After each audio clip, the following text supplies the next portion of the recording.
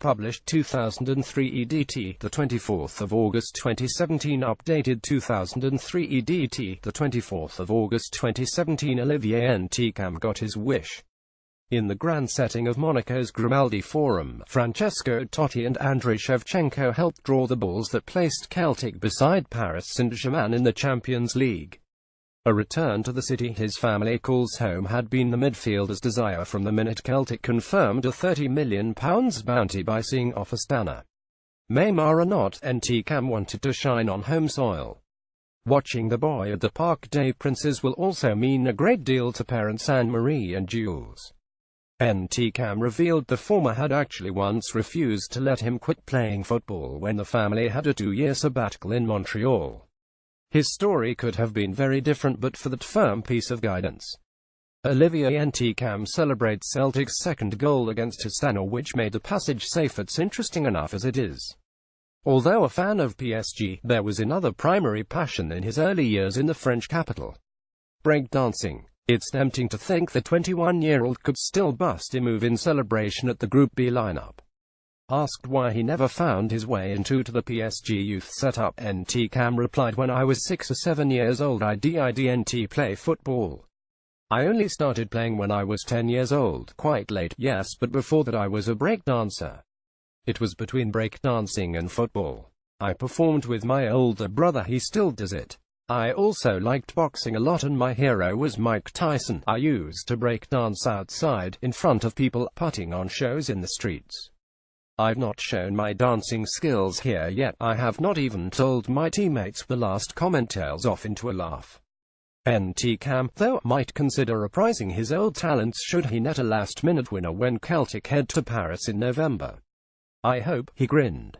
The Champions League played a significant part in luring Ntcham to Celtic. It is on this stage that he hoped to develop and prove his talent.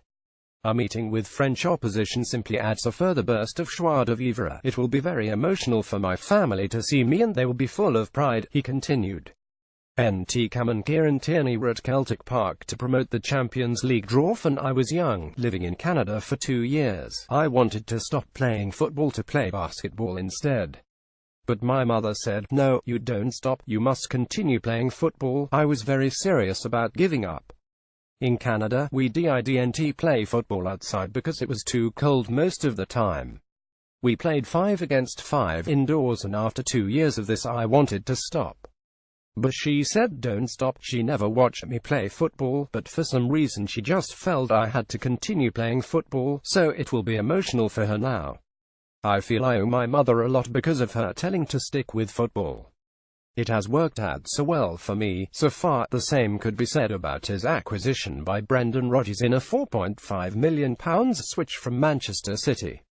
Ntcham was Celtic's best player across the 2 legs of an 84 aggregate success against Astana in the playoff, settling any lingering nerves with a late goal in Kazakhstan on Tuesday evening. "I said before that I wanted to play against PSG," said Ntcham. "It's a little bit special for me because when I was young I was a big fan of the club. It's the first time I have played against the first team. My hero as a kid was Pauleta, the striker. I loved him when he was on the pitch. Nowadays, I have 2 friends who play there, the central defender Presnel Kimpembe and the midfielder Adrien Rabiot. I played against them when we were younger a couple of times. When we went into international football, we played in the age groups." The French star is looking forward to facing Paris Saint-Germain in the group stages like everyone else on Planet Football. Ntcham has been wide-eyed watching PSG's extraordinary summer of spending. As if a world record £198 million to sign Neymar in a contentious move from Barcelona wasn't enough, they are edging closer to a £138 million deal to land teenage French sensation Kylian Mbappé from Monaco. "They have spent a lot of money, a lot," added Ntcham. "But everything can happen in football. Even if you spend £400 million on a player, every other player in the pitch has to fit around them as well. It's an exciting draw. For me personally, the Champions League was such a big target because we weren't sure if we would go through to the group stage. My first target at Celtic has been achieved, so I'm happy. As I said, for me, anything can happen in football. We don't have a target in the group, we will just go on the pitch and play. PSG are obviously the headline act for ntcham. It says it all about the strength of Group B, however, that the Qatari-owned money machine is not actually the top seed. The honor falls to Bayern Munich, fresh from the 5th successive Bundesliga title. Francesco Totti pulled out Celtic in the same group as Bayern Munich, PSG and Anderlecht. A French connection exists in Bavaria, too. Midfielder Corentin Tolisso is the most recent arrival under Carlo Ancelotti, costing around £35 million from Lyon. He joins young winger Kingsley Coman, whom ntcham knows from the French under-21 squad, and the experienced dynamism of Franck Ribéry. Franck Ribéry is a player I have always admired a lot, enthused ntcham. I think it is incredible how his career has developed.